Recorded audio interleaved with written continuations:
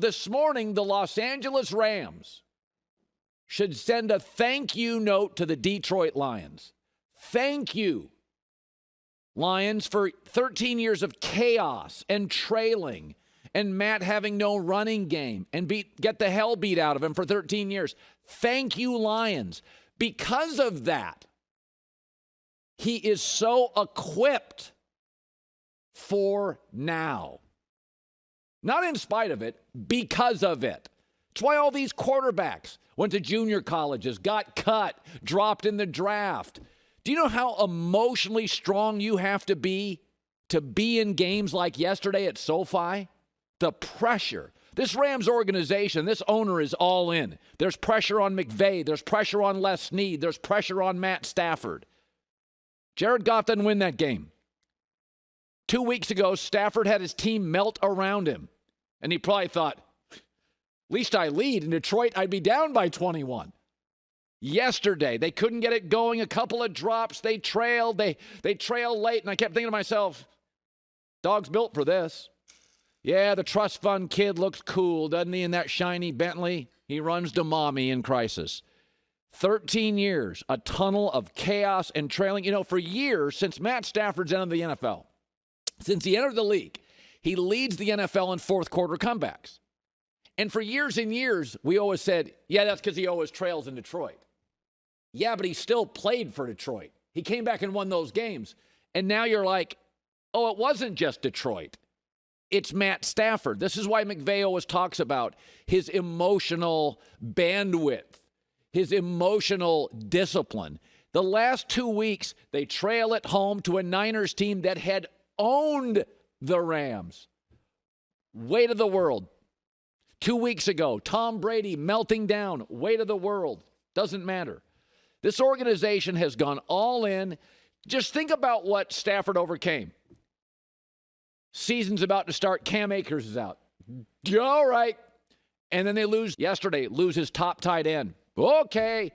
That's what getting beat up, dealing with crap, no running game, bad coaches, bad ownership. That's what it creates. That's why all these quarterbacks that end up in Super Bowls were ignored and transferred and were cut and were mocked. And the message Matt Stafford sends is work hard in life. If you're talented, you'll get your opportunity. Stafford finally did. And because of Detroit, not in spite of it, he is uniquely built for this moment, especially the last 2 weeks. The whole story is fascinating. It's like the Rams have become a wellness center. Hey, you want to rehab your image? OBJ and Dante Fowler and Matt Stafford, come on in. We got a good coach. We got a good culture. It's a winning culture. We'll get more into that later, but congratulations to the Rams. A lot of times, people don't get credit for things they avoid. And when the Niners drafted Trey Lance, Jimmy Garoppolo could have emotionally folded. He didn't. He got better. Jimmy Garoppolo was hurt all season long.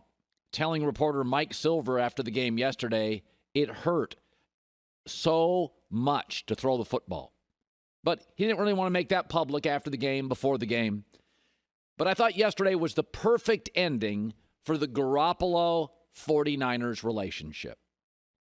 He's always been good enough to get you here, but in the fourth quarter, he didn't play well. Matt Stafford did, and he looked like a little bit of a liability.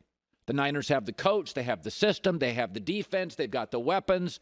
They need to upgrade at quarterback. Over the last three playoffs, any team with a 10-point fourth quarter lead is 19-2.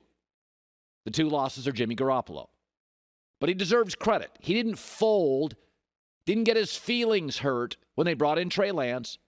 He also played hurt this entire playoff run. And he is absolutely good enough to get you to a Super Bowl and win multiple playoff games, because I've seen it.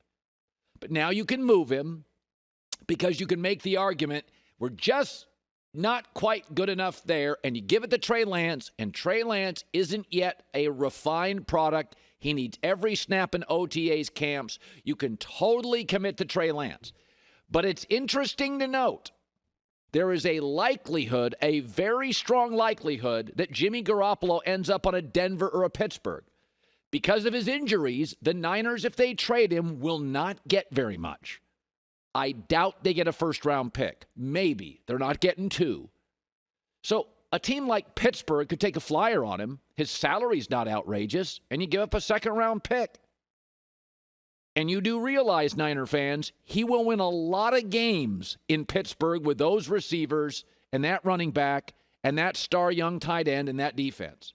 And you realize if he goes to Denver with Fant and Jerry Jeudy and Cortland Sutton and all-pro left tackle in that defense, he's going to win a lot of games in Denver. A lot. There's a strong likelihood, because it's not going to take much to get Jimmy Garoppolo, that a really good team is going to take a flyer on him for a year and draft a quarterback. And he's going to win a bunch of games. And there's also a strong likelihood in a division with Kyler Murray, Matt Stafford, and Russell Wilson that Trey Lance, first year starting, could struggle a lot because it's a brutal division. Are you okay with that? That said, I think it's the perfect time. I think it's the perfect time. I was thinking about this yesterday.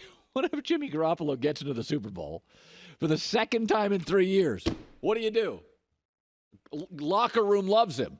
Players love him. Everybody loves him. Handled it like a pro.